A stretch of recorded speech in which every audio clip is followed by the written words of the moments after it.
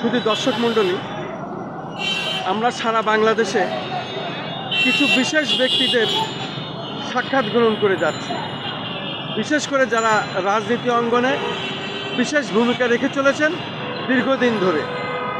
ঠিক তেমনই একজন ব্যক্তি সৈয়দ শাহজাদা মোহাম্মদ ওমর ফারুক পীর সাহেব। ইনি বাংলাদেশ জাতীয়তাবাদী নাগরিক দল বিএনসিপির কেন্দ্রীয় নির্বাহী কমিটির প্রতিষ্ঠাতা চেয়ারম্যান। আমি আজকে ওনার কাছেই কিছু প্রশ্ন করছি। আমার প্রথম প্রশ্ন হলো, অন্তর্বর্তী সরকারের প্রথম বাজেট পেশ হলো, পাশাপাশি আগামীতে আপনি কেমন বাংলাদেশ দেখতে চান, সেই সাথে আপনার রাজনৈতিক দলের অবস্থা থেকে জাতীয় সংসদ নির্বাচন আপনারা করবেন কিনা, আপনি আপনার দলের বিষয় দিয়ে একটু কথা বলেন, চিন্তা ভাবনা নিয়ে কথা বলেন। বিসমিল্লাহির রহমানির রহিম। ধন্যবাদ আপনাকে।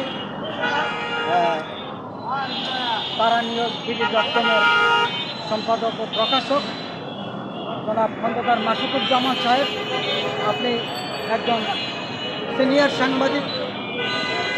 অতএব কারণে আজকে যে সাক্ষাৎকারটি নিয়েছেন, আমি আপনাকে ধন্যবাদ জানাই। আপনাকে যে প্রশ্ন করেছেন, আজকে আপনি প্রশ্ন করেছেন যে এই সরকারের বাজেট সম্পর্কে।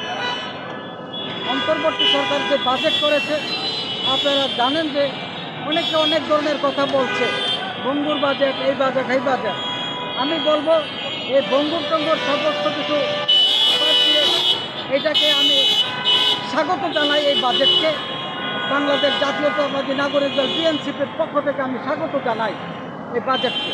আপনারা কেন বলছি স্বাগত জানাচ্ছি? জানেন যে বিগত দেশে বাংলাদেশের গণহত্যাকারী এই স্বৈরাচার খুনি হাসিনার আমলে তার আওয়ামী লীগের প্রেতাত্মারা তাদের অত্যাচার নির্যাতন এবং তারা দেশকে একটা তলাবিহীন ঝুড়ি সৃষ্টি করেছে। তারা চুরি করে দেশকে অনেক, তারা বিদেশে টাকা পাচার করেছে, দেশের টাকা লুট করে বিদেশে পাচার করেছে এবং এই দেশকে একটি মানুষের হাহাকার শুরু হয়ে গেছে। অতএব কারণে তারা যে অত্যাচার নির্যাতন করছে সারা দেশবাসীর উপরে, জনগণের উপরে, দেশের মানুষ অতিষ্ঠ হয়ে গেছে আওয়ামী লীগের উপরে। তাই এই বাংলাদেশের গণহত্যাকারী খুনি হাসিনার আমলে এদেশের বাজেটগুলি করতে হচ্ছে, কিন্তু জনগণের কোনো উপকার হতো না। আমাদের এই বাজেটে উপকার হতো আওয়ামী যারা সন্ত্রাসী আছে, কিছু গুন্ডাবান্ডা মন্ত্রী আছিল, এমপি আছিল, তাদের জন্য লাভবান হয়েছে। তারা লক্ষ লক্ষ কোটি টাকা চুরি করে বিদেশে পাচার করেছে।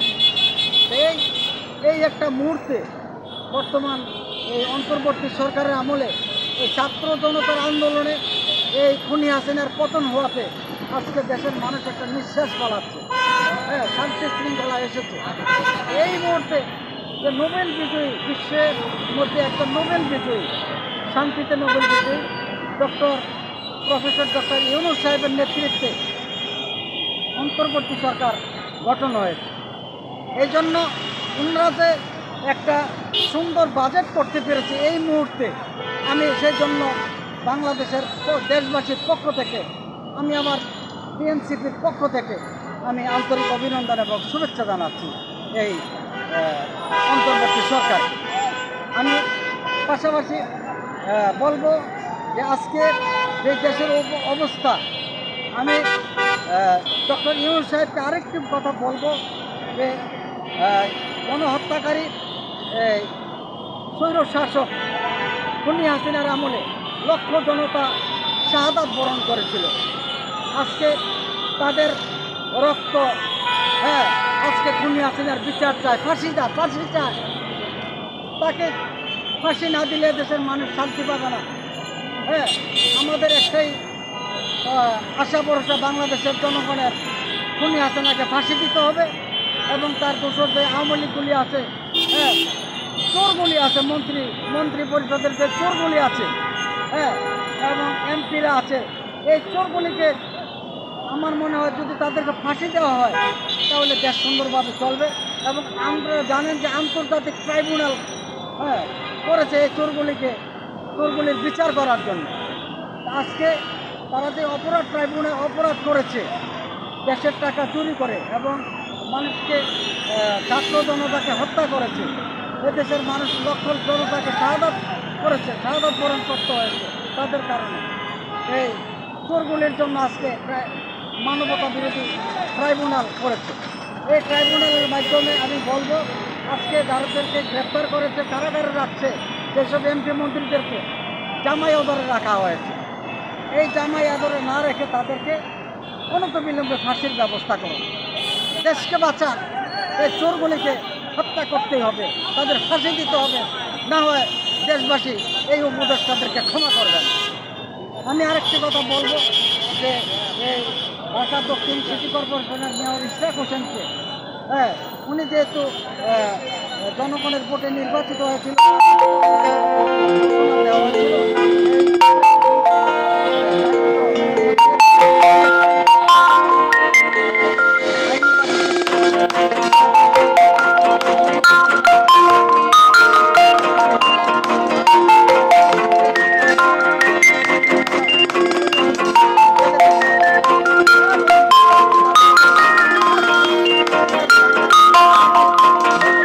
ছাড়বে না, অন্যায় আচরণ করবে। অতএব কারণে সময় থাকতে কাল ক্ষেপণ না করে ইশরাক হোসেনকে চেয়ারে বসার সুযোগ করে দেন।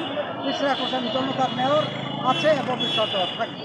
আরেকটি কথা হলো, বাংলাদেশে আমি এই অন্তর্বর্তী সরকারের প্রধান উপদেষ্টা প্রফেসর ডক্টর ইউনূস সাহেবকে ওনার দীর্ঘায়ু কামনা করছি, ওনার সুস্বাস্থ্য কামনা করছি। আল্লাহ পাক যাতে ওনাকে সুস্থ রাখেন। আমি মুক্তিযুদ্ধের মহানায়ক, বাংলাদেশের স্বাধীনতার ঘোষক, বহুদলীয় গণতন্ত্রের প্রবক্তা, বাংলাদেশের উন্নয়নের স্থপতি, বাংলাদেশ জাতীয়তাবাদী দল বিএনপির প্রতিষ্ঠাতা, সাবেক সেনাপ্রধান বীর উত্তম শহীদ রাষ্ট্রপতি জিয়াউর রহমান সাহেবের আপনার মাগফিরাত কামনা করছি, বেগম খালেদা জিয়ার দীর্ঘ হায়াত কামনা করছি এবং আগামী দিনের রাষ্ট্রনায়ক জনাব তারেক রহমান, বাংলাদেশের জনগণের প্রাণ জননেতা তারেক রহমান, এই তারেক রহমানের নেতৃত্বে ইনশাল্লাহ দেশবাসী সুন্দরভাবে চলবে। সামনে যেই জনগণের ভোট হবে, জাতীয় সংসদ নির্বাচন আগামী ডিসেম্বরে দিতে হবে, এটা বাংলাদেশের জনদাবি। অর্থাৎ এই নির্বাচনে ইনশাল্লাহ বাংলাদেশের জনগণের ভোটে বিএনপি সরকার গঠন করবে। ওই সময় আমি ডক্টর ইউনূস সাহেবকে দেখতে ভালো একটা স্থানীয় দেখতে পাবো। বিএনপি তাকে ইনশাল্লাহ সম্মান করবে ক্ষমতা আসলে। আর তাছাড়া এই বেগম খালেদা জিয়ার সুস্থতা কামনা করছি এবং দীর্ঘ হায়াত কামনা করছি। তারেক রহমান সাহেবের দীর্ঘ হায়াত কামনা করছি।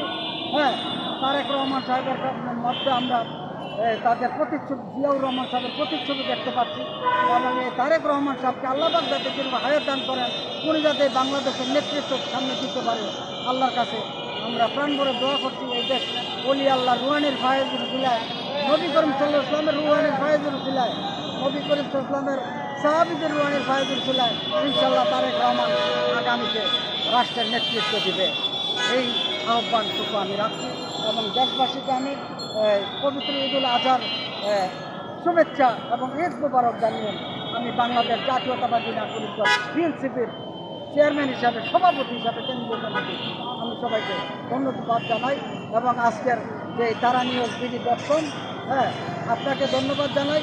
আর দেশ সুস্থ সুশৃঙ্খলভাবে আজকে আইন শৃঙ্খলা বাহিনী সুন্দরভাবে পরিচালনা করছে, দেশের মানুষ বাড়ি থেকে যেতে পারছে, সুন্দরভাবে এবার কোরবানি দিতে পারছে মানুষ।